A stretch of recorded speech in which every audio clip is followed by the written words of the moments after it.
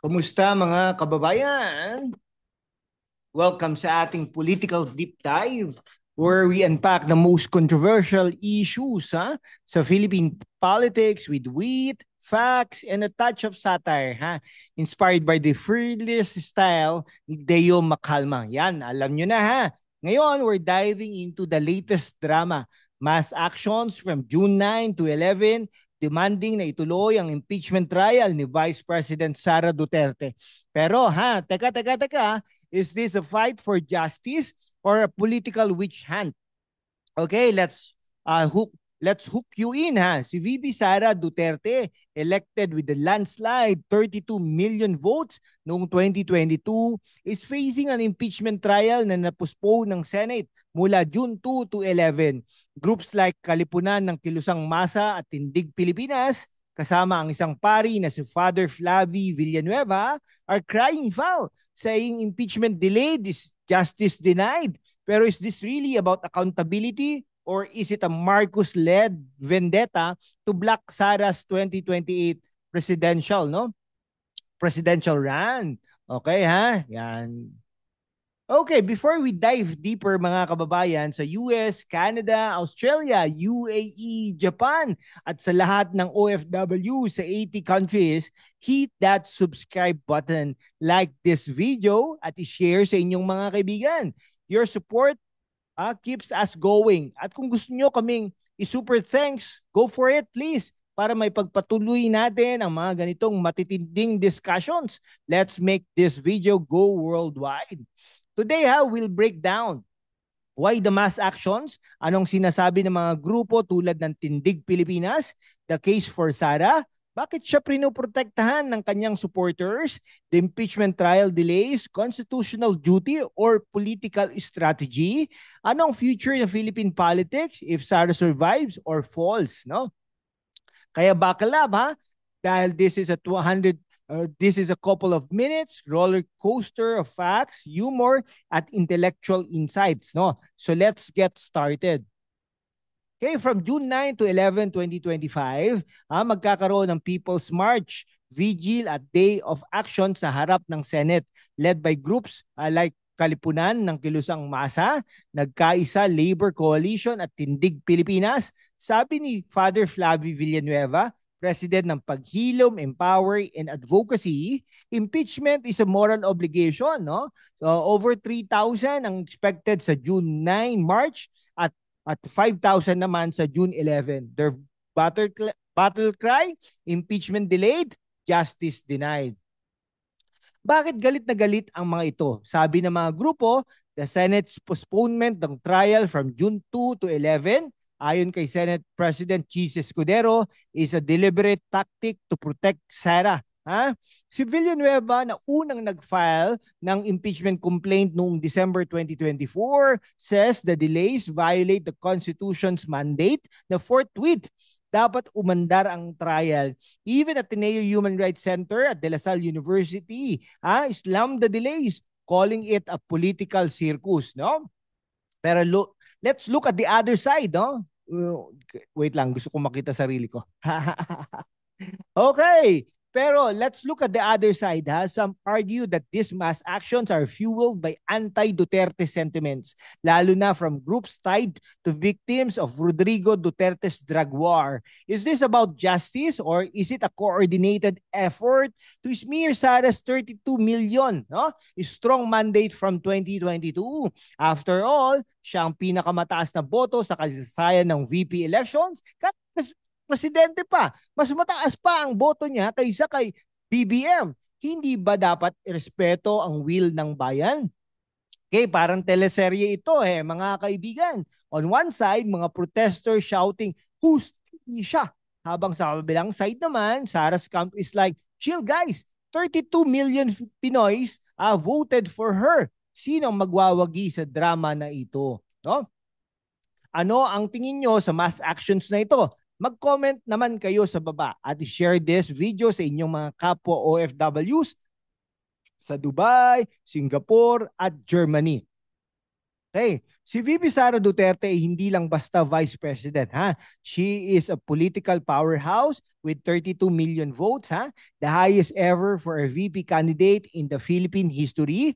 Her supporters, including loyalists like Senator-elect Rodante Marcoleta, argue na ang impeachment case ay puro political persecution. Let's break down their defense. Una, the allegations, ha? Budget anomalies, unexplained wealth, at alleged death threats against President Marcos, First Lady Lisa Araneta, at House Speaker Martin Romualdez. No? Ayon sa kanila, ay fabricated or exaggerated. Sabi ni Sara, her bloodbath comment was taken out of context at wala siyang planong magpa-assassinate kahit kanino. Her legal team, kasama ang kanyang father na si Rodrigo Roa Duterte, is ready to fight the charges, calling them baseless. Pangalawa, her camp points out the 2025 midterm elections showed strong Duterte support. 5 Duterte-aligned senators, including Marcoleta, Bongo, at Bato de la Rosa, won, proving na the Duterte brand is still alive. With only 9 Senate votes needed for acquittal, Sara's chances are looking good. Pero here's the counter argument, ha? Critics like Father Villanueva and human rights group says Sara's office misused 612.5 million pesos in public funds, including 125 million pesos in confidential funds spent in just 11 days. Plus, her alleged links to the Davao Death Squad and extrajudicial killings during her father's drug war are serious charges too. Pero teka, if 32 million Filipinos trusted her in 2022, shouldn't that mandate carry weight? Imagine, si Sara sa impeachment trial standing tall with her 32 million votes, like a superhero cape, habang ang mga protesters sa labas ay parang extras sa isang political drama. Pero sino ang tunay na bida dito, no? Team Sara o team protesters? Sabihin nyo sa comment section. At mga kababayan sa Hong Kong, Japan at Qatar, super thanks nyo kami to keep this channel running. Okay, bakit na-postpone ang impeachment trial? Ayon kay Senate President Chis Escudero, the Senate needs to prioritize 12 priority bills before the 19th Congress ends on June 13. Kaya ang reading ng articles of impeachment na dapat sa June 2 ay na-move to June 11. Pero critics like Leal de Lima, a House prosecutor, are worried na baka this is a tactic to scuttle the trial altogether. Sabi ni De Lima, to abandon the process is to abandon the people. Talaga, the Constitution says the Senate must act forthwith after receiving the impeachment complaint. Pero si Escudero insists na legal ang delay dahil sa legislative priorities. Pero sabi ni Coco Pimentel, outgoing Senate Minority Leader, this violates the Constitution's spirit. Even the Ateneo Human Rights Center called it a failure of constitutional duty. On Sara's side, her supporters argue na delays give her legal team to prepare a solid defense. Plus, si Senator Bato Marcoleta, a Duterte ally, filed a resolution to dismiss the case, saying it's a waste of time. Is this a legitimate defense of Sara's mandate, or are the Dutertes pulling strings to delay accountability? Parang traffic sa EDSA. Ang impeachment trial na ito, sabi ng konstitusyon, go na. Pero ang Senate, wait lang, may priority bills pa tayo, Kaya naman mga kababayan, sino ang na-stuck sa traffic ng justice?